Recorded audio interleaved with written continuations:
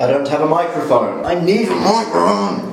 What's your name and role? My name's Cameron and I am co-founder and director of UglyFace. Right towards the beginning of when Jamie and I started being mates, Jamie had suggested a supplement company. At the time I thought it was going to be too difficult and too expensive, which is true. I just pretty much shut down the idea really fast. But then since then Jamie and I started another e-commerce business. Whilst it wasn't crazy profitable, and I think that gave me some confidence that with some hard work and a lot of effort we actually could pull off a supplement company. We're naturally quite involved in the gym and I have quite an interest for sports science and that kind of stuff as well. So it made logical sense to go into it. The reason why I want to have my own business is so that I have control over how much money I make, the freedom that I have, and that's probably kind of where my personal goals outside of UglyFace lie. What have you studied? A little bit of everything, but nothing to completion. I'll just go over the ones where I did like a substantial amount of study. I did business at AUT for 2 years out of the 3, and then commerce at Auckland Uni for the same, and then I studied physiotherapy at AUT for 2 out of the 4 years. Taught me how to research properly, which is a really important skill to have. And then obviously the business and commerce has kind of helped me understand at least a basic level of business. What's your highlight of UglyFace been so far? I take lead on a lot of the product development and the product sourcing and talking to manufacturers and that kind of stuff. So for me, the biggest highlight was definitely when we had our first big shipment arrived. Almost a year of really difficult work and a lot of money in trials, and then it's finally in front of us. And being able to unload that onto the shelf was really, really fun. And then aside from that, I think the other one would be when the first non-UglyFace team member got an UglyFace tattoo, which was quite a weird thing to wrap my head around, but really, really cool that somebody wanted to put our logo on them forever. What's your favorite part about working with the team? Rafi and Jamie are definitely 2 of my best mates. Rafi and I have got way closer since we started working together. We actually didn't even know of each other until like halfway through last year. Since then have obviously gotten a lot closer. Jamie and I have been very good mates for 5-6 years now. We have a little bit of a bromance going on there. Obviously Dadam is my father, which has its pros and cons, but I think in general the pros vastly outweigh the cons. He worked with his dad as well, so it's kind of like following along that kind of like history, and it's not easy at all. I feel like I have to work harder because he's my dad. And then James, so he's come on recently kind of like in the intern role, and I think he fits in perfectly in the role that we needed, which is new perspectives on things. Really nice having somebody that's passionate, that we get on well with like personally. Gym split. Currently chest and shoulders and back and arms, and I just repeat. Occasionally I'll throw in legs if I'm training with somebody that wants to train legs and they bully me into it. What car do you drive? A BMW E92 M3. Car do you want? This would have been like an AMG GTR. It actually hurts my back to sit in them for a long period of time, but I feel like you're just going to get that with any luxury car. Fuck it, I'll stick with the GTR. Put the suffering from success photo up. That's definitely first world problems. Favorite lift? Probably deadlifts back when I did compound movements. I would say now is really niche, but at Muscle Club, which is a gym close by us, they have a decline plate loaded chest fly machine. It like absolutely tears your titties apart. Bench, squat, deadlift, max. Bench was the only one I've done recently, and that was 125. Deadlift and squat I haven't done in genuinely like 2 or 3 years. My squat max was probably only like 150, maybe 160. Deadlift was 220 or 225. A single word to describe each team member.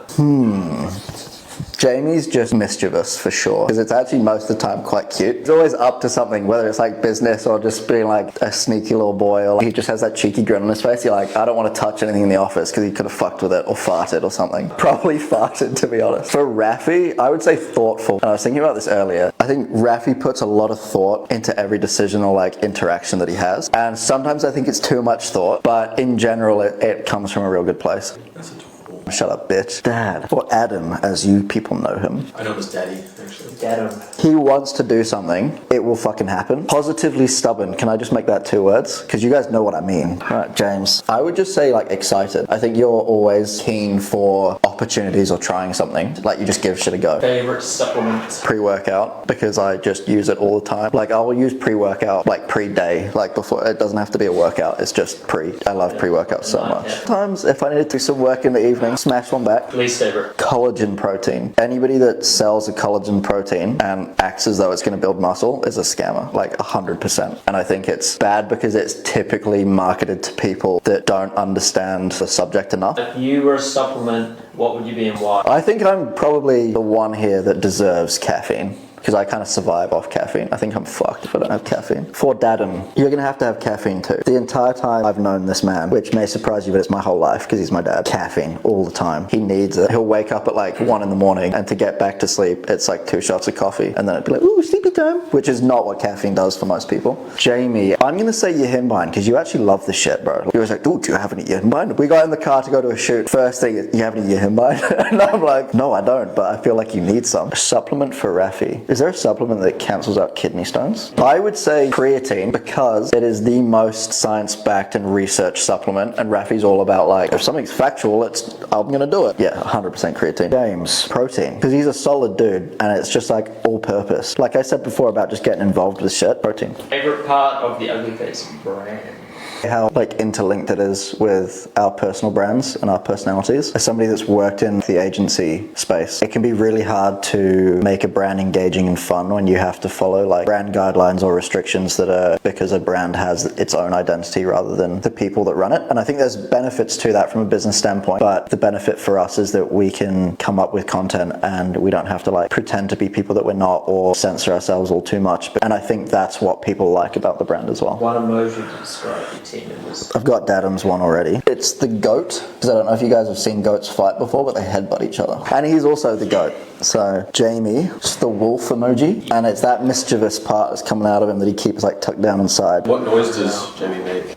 That's before the wolf comes out. What about after? Can you put like a wolf noise over the top? Rafi's, these are all animals for some reason. Rafi's is a goose, and it's because he's a silly goose. I'm gonna give James the doe-eyed emoji, but with the happy tears, because he's cute. Star sign. Capricorn, because I'm a goat too. How many caffeinated beverages do you consume each day? I don't drink coffee, so that helps. Probably 2 energy drinks, and then probably like a scoop and a half of pre. 820 milligrams, probably. But at least he doesn't drink coffee though. That shit's bad. Yep. If you could switch roles with anyone for a day, who would be why? So it's gonna have to be Rafi, and it's because he's really wholesome. I think I could learn a lot from being in a wholesome person's body for a while. And also he works the least, so it'd be like the most relaxing.